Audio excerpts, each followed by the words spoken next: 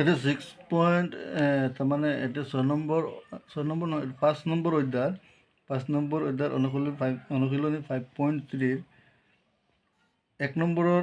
4টা অংক দি আছে তোমালোকে চোৱা 1 2 3 4 মই এই 4টা আজি সমাধান কৰি দি আছোঁ তোমালোকে ভালদৰে লক্ষ্য কৰিবা ঠিক আছে 1 নম্বৰ প্ৰশ্নটো চোৱা 2 7 12 ... এই সমান্তর প্রগতির 10টা পদলৈ আমি যোগফল উলিয়াব লাগে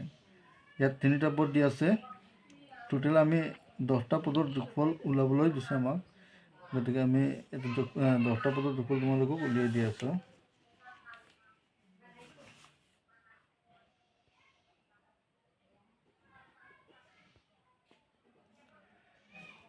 ইয়াত এ হৈছে কিমান 2 ডি কোৱাচোন ডি মানে তোমালোকে নিশ্চয় জানা মই প্ৰতিটো ভিডিঅ'ত দেখুৱাই দি আছোঁ তোমালোকক পৰৱৰ্তী পদ ইয়াত কি আছে 7 আছে পৰৱৰ্তী পদ 7 আৰু পূৰ্বৱৰ্তী পদ মানে আগৰটো কিমান আছে 2 তাৰ সাধাৰণ অঞ্চল কিমান হ'ল 7 বাৰ 2 গ'লে কিমান থাকিব 5 7 বাৰ 2 গ'লে কিমান থাকিব 5 আৰু আমাৰ লাগিব ইয়াত তাৰমানে পদৰ সংখ্যা কিমান আছে চোৱা n ইজিকেল কিমান হ'ল 10 আমি 10টা পদৰ যোগফল উলিয়াব লাগে s10 ইজিকেল টু হোৱাট ঠিক আছে ছাত্ৰ ছাত্ৰীসকল সূত্ৰটো তোমালোকে শিকিবই লাগিব সূত্ৰ নহ'লে এই ইয়াৰ যোগফলৰ সূত্ৰ যদি তোমালোকে নিশিকা তেতিয়ালৈকে তোমালোকে অংক কেতিয়াও সমাধান কৰিব নোৱাৰিবা সূত্ৰটো আমি ব্যৱহাৰ কৰিব লাগে গতিকে এটা আমাৰ শিকাটো জৰুৰী এটা চোৱা 10টা পদৰ যোগফলৰ সূত্ৰ তাৰমানে আমি যোগফলৰ সূত্ৰটো লিখি আছোঁ sn is equal n/2 whole into 2a plus n-1 whole into d ইয়াত n মানে হৈছে কিমান 10 n মানে কিমান 10 বহুৱাই দিয়া যাৰ যেটো মান আছে 2 লিখা 2 লিখাৰ পিছত কি আছে ইয়াত a মানে কিমান হয় 2 হয় ইয়াৰ পিছত n কিমান আছে ইয়াত n টো লিখি লোৱা ব্ৰেকেট কমপ্লিট কৰা d মান কিমান আছে d মান 5 আছে ঠিক আছে এটা চোৱা 10ক ভাগ কৰিলে কিমান ল'ব 5 2 দুগুণ কিমান হ'ল 4 10ৰ পৰা 1 লৈ কিমান থাকিব 9 5ৰ পিছত ব্ৰেকেট দি এনেকৈ তোমালোকে 4টো লিখি এই দুটা পূৰণ কৰা 9 + 5 কিমান হ'ব 45 আৰু 4 যোগ কৰিলে কিমান হ'ব 45 আৰু 4 যোগ কৰিলে কিমান হয় 49 5 9 45ৰ 5 থাকিব কিমান মই পূৰণ ইয়াত দেখুৱাই দি আছোঁ তোমালোকক 5 9 45ৰ 5 থাকিব কিমান 4 5 4 × 20 আৰু 4 কিমান হ'ল 24 তাৰমানে 245 এই সমান্তৰ প্ৰগতিৰ 10টা পদৰ যোগফল কিমান হ'ব 245 ইয়াৰ পিছত আমি 2 নম্বৰলৈ যাওঁ 2 নম্বৰটো কি আছে 2 নম্বৰটোৰ যিটো সমান্তৰ প্ৰগতি আছে এইটো ঋণাত্মক দেখা গৈছে প্ৰথম পদটো হ'ল কি -37 আমি ইয়াত এ এনেকৈ লিখিম -37 ঠিক আছে এ হৈছে কিমান -37 ইয়াৰ পিছত ডিফাৰেন্সটো কিছুমান ছাত্ৰ ছাত্ৰী দেখা যায় তাৰমানে ঋণাত্মক হ'লে পাজল লাগি যায়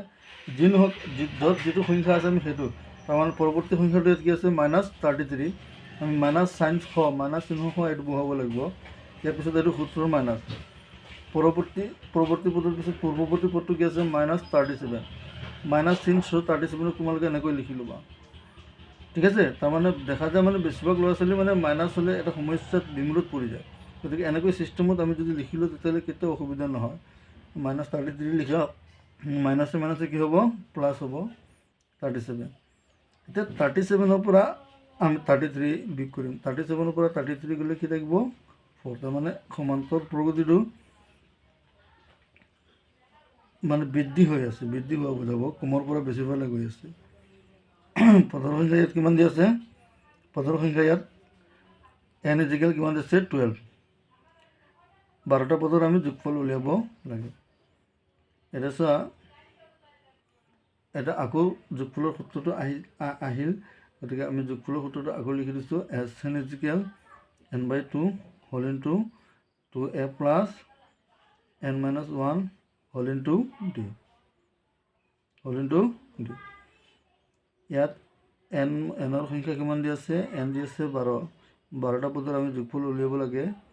এ মানে -37 এ মানে কিমান -37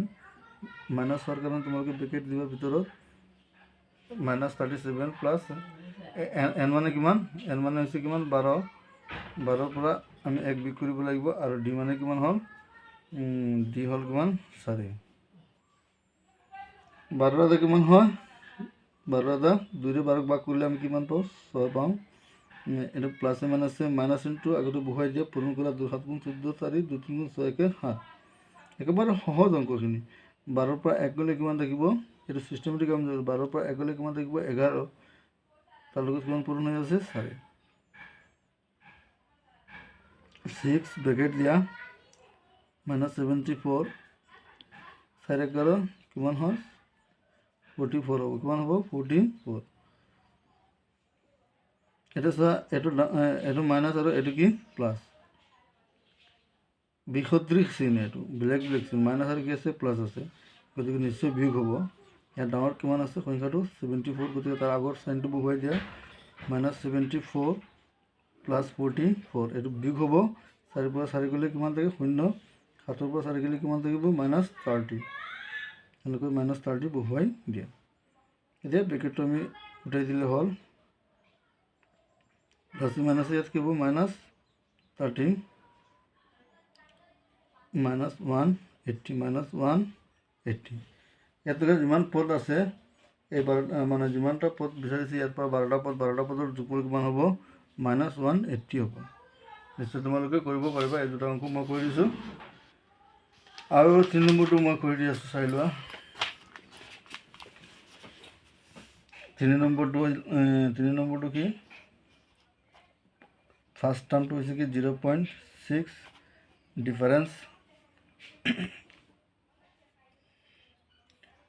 ডিফাৰেঞ্চটো হ'ব